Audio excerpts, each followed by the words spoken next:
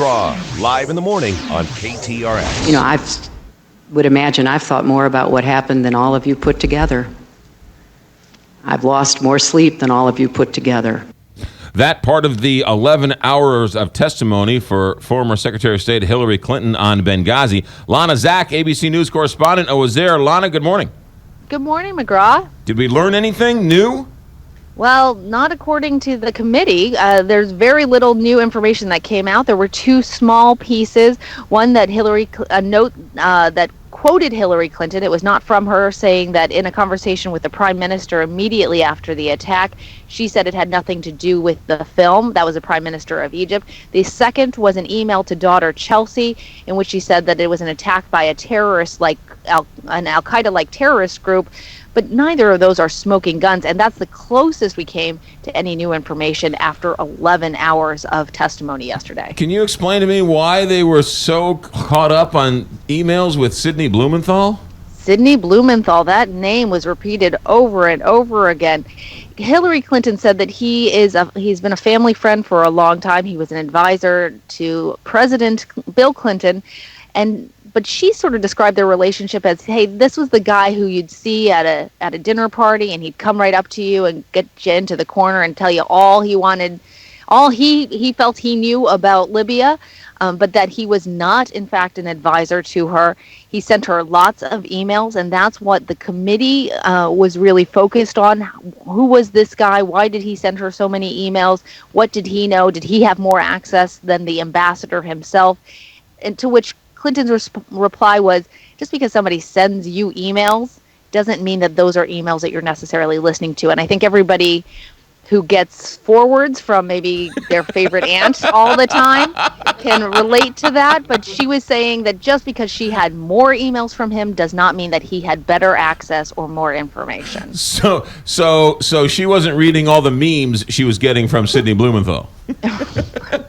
She had an auto delete. No, I'm joking about that, but that was something that Democrats really seized upon, saying this is proof that this is a political football that's being tossed around and not a serious investigation into the events that occurred that left 4 Americans dead. Republicans were saying after the 11 hours they're not done with questioning?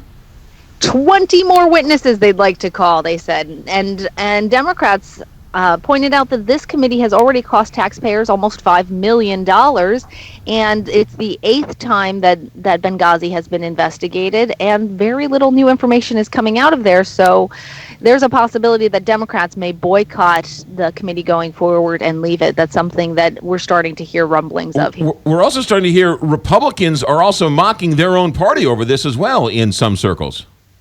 Republicans have not been aligned on what the message should be about this special committee on Benghazi. You know, Trey Gowdy has been so frustrated with members of his own party who have been going out into the media saying that this committee is responsible successfully for taking down Hillary Clinton, when it's clearly supposed to be a nonpartisan committee that's fact-finding and really looking at the truth of issues, as opposed to being something that is wielded as a political tool as the former Secretary of State tries to become president. While we still have you, Lana, one more. President Obama made some news yesterday inviting people into the Oval Office and to veto that bill.